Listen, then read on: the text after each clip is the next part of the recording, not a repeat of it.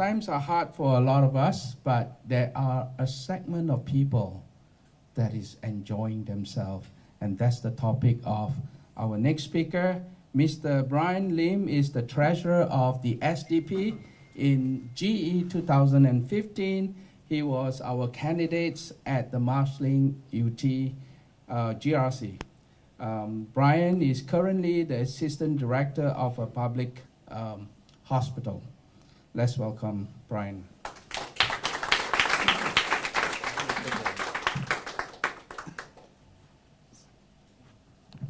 Can everyone hear me? Yeah. Right. Good afternoon. Before I begin my speech, for those who would like to echo PM Lee's National Day rally, I want to cut your data usage. You may want to check with our friendly SDP colleagues for the Wi-Fi password. All right, let me go straight to the speech. Dear friends and colleagues, my colleague here, Alfred, has spoken to you about housing, and my running mate in Marshling UT, Daman, has touched on the cost of living, hot button issues which demonstrate the PAP's total incompetence and inability to grapple with the grouses of the common man in the street. My friends, when we meet the residents during our house visits and walkabouts, they've been telling us their sufferings and how difficult it is for them to breathe when the PAP's noose is constantly grappling around their neck with its failed policies. And then you have the Prime Minister telling everyone to adopt lifestyle changes to ease the squeeze on their wallets, such as saving water, electricity, shop around for the best prices, best formula milk prices to be precise, and to use the Wi-Fi wherever and whenever possible. No one from the rally is brave enough to stand up and tell the Prime Minister that instead of pointing one finger at the ordinary Singaporeans, 4 fingers are actually pointing back at him, who is the root cause of all the troubles. Of course, no one from the rally will do so, as you and I know who forms the majority of the attendees. They are the PAP grassroots, they are party cadres, the MPs, and of course not forgetting their multi-million-dollar salaried ministers. No one from the crowd has the audacity to tell him that the rod has to first stop at him. No one has the decency to tell the Prime Minister that the PAP has continued to stay as irrelevant and as detached from the ground, which is as serious a fact as a rising sun at dawn. Well, it so happens that telling off the PM has always been what the SDP is capable at.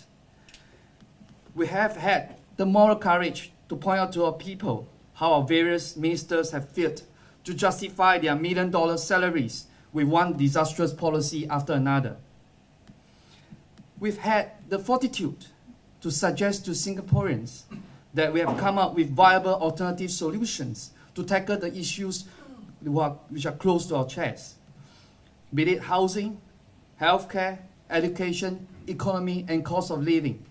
The list goes on. Now, speaking of minister salaries, Singapore's ministers are by far the highest paid in the world. Take, for example, PM Lee's salary. According to a study published by Statista, he's $2.3 million paid. I've checked that. I converted it. It was 2.2 million, but I've checked it's 2.3 million now, based on the current exchange rate. His 2.3 million pay outstrips the total combined salaries of the heads of states of the US, Canada, Germany, UK, Japan, India, China, France, and Russia. If you're feeling a bit lost, that's basically the 5 permanent members of the United Nations Security Council plus 4 other countries. The PM then justified the humongous salaries of his cabinet and himself by arguing that this would ensure a high quality of government so that Singapore will not end up as a mediocre country. My friends, I'm sure the likes of Donald Trump, Emmanuel Macron, and Angela Merkel will have a lot to say about that. My friends, we don't see the US, France, or Germany and the other as mediocre countries, do we? Have their governments demonstrated sheer ineptitude and efficiency such that their respective countries have gone down the pecking order? So now, the burning question is, do we quantify exceptional talent in monetary terms? Is money the key measurement of one's spirit of public service and national leadership?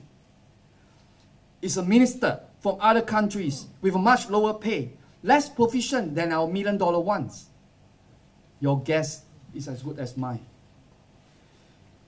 The PAP claimed that top dollars have to be paid to attract the cream of the crop from the private sector to join politics and serve the people of Singapore. And recently, our emeritus mentor, Mr. Joseph Goh Chok Tong, reiterated that our ministers are not paid adequately. Emphasis added. So in the long run, the party will find it hard to recruit potential candidates to join its ranks. In 2007, the late Lee Kuan Yew defended the impending salary increase for ministers and told critics to have a sense of proportion when debating the issue. Mr. Lee Kuan Yew even said, "But for people in government like me, having to deal with these sums of money which are accumulated through the sweat of our brow over the last 40 years, you have to pay the market rate." Hang on here. Market rate? What are we talking about here? Are we not paying political office holders to lead this country through both good and bad times by crafting sound policies which genuinely look after the interests of our people? Or are we paying a bunch of technocrats who seem to run this country like a business, Singapore Incorporated to be precise, and who have flip-flopped on their policy making, much like the Indian roti prata which I had this morning? The PAP first tells you that the value of HDB flat will increase over time. They then warn you that the only way to enhance its price is to vote them in. But when you vote them in, they decide to play Jack in the Box and tell you that your flat is worth nothing at the end of its 99-year lease. By response to the minister salaries debate, Lee Kuan Yew had ironically said, "I say, you have no sense of proportion. You don't know what life is about. And just think, what would your apartment be worth with a poor government and the economy down?"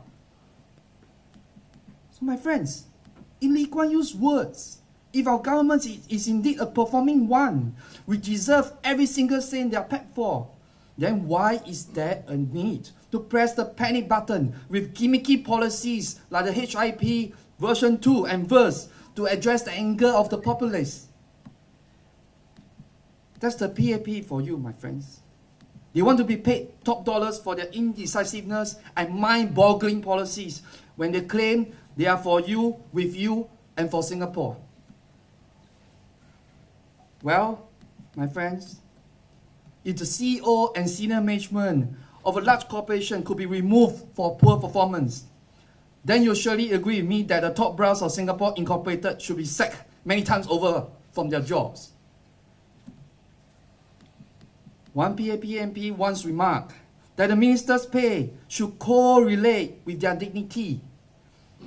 A minister of state, yes, Mr. Edwin Tong, complained that his 40,000 monthly pay is not adequate to feed his own family and his extended ones.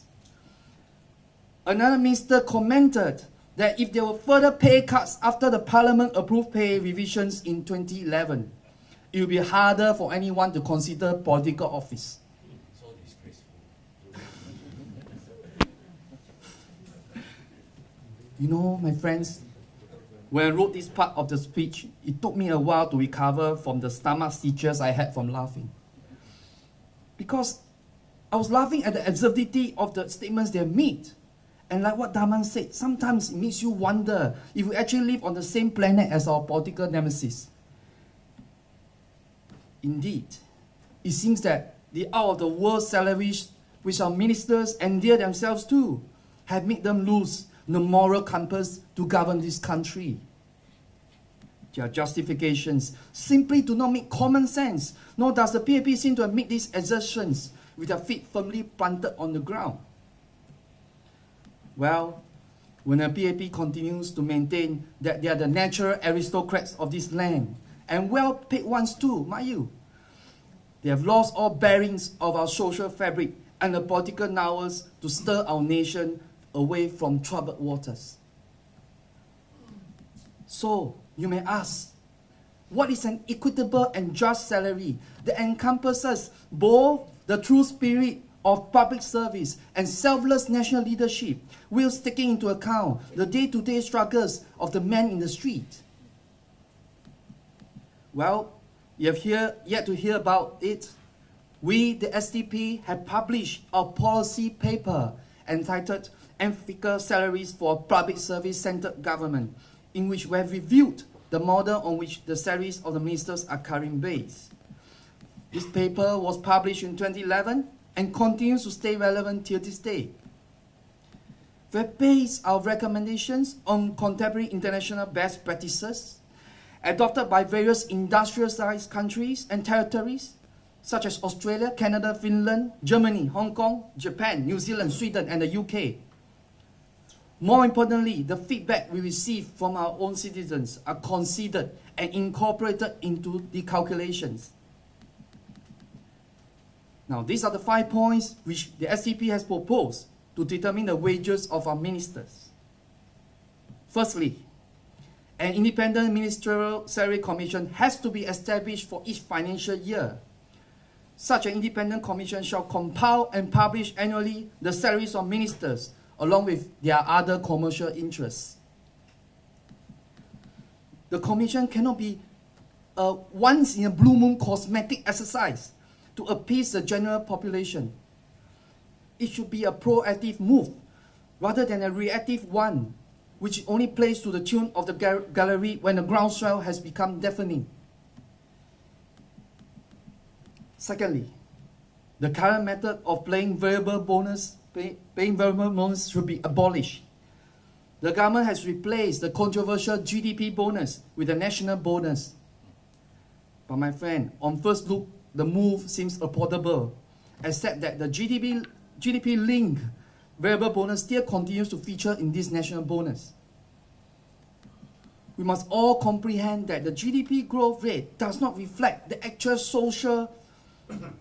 socio-economic well-being of the country and our people.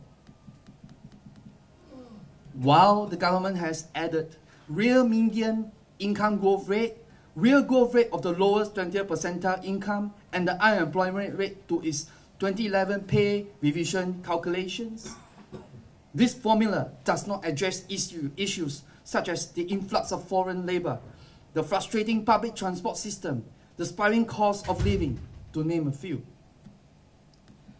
Allow me to elaborate.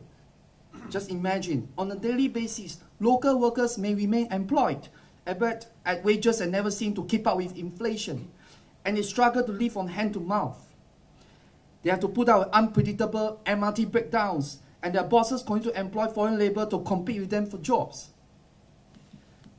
Under these circumstances, the minister's salaries will not be the least affected because unemployment rate remains healthy and foreign worker levies boost up the GDP numbers. Life still goes on for the ministers, whilst the average Joe continues to suffer. The SDP has also proposed to eradicate the GDP component from the ministerial salaries, and instead, an independent salary commission should determine the fixed salary components. These components should be consistent with the remuneration received by all workers as recommended by the National Wage Council. Thirdly, the SDP recommends to peg the minister's salary pay to the bottom 20% of Singaporean wage earners.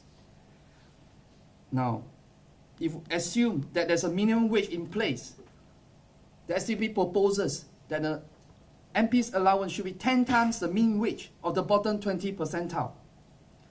Ministers should then be paid 3 times the MP allowance, while the Prime Minister should be paid 4 times the amount. Fourthly, ministers should be provided with allowances for expenses incurred while performing their official duties. Their claims will be made known to the public to ensure transparency and accountability. Lastly, the SDP also suggests that the CPIB, the Corrupt Practices Investigation Bureau, board, should be removed from the PM's office and empower it to investigate all ministers without needing the approval of the President of Singapore. This will help to debunk the PAP's argument that top dollars should be paid to ministers so that they will not be corrupted. An independent anti-corruption body will be able to carry out their tasks without fear or favor.